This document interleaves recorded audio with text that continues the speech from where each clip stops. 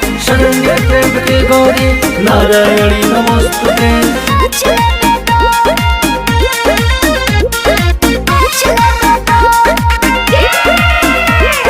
जुटल भले गहुआ समाज बड़ुए आज नहीं केहू से लाज बड़ुए नया पानी कोनिया हो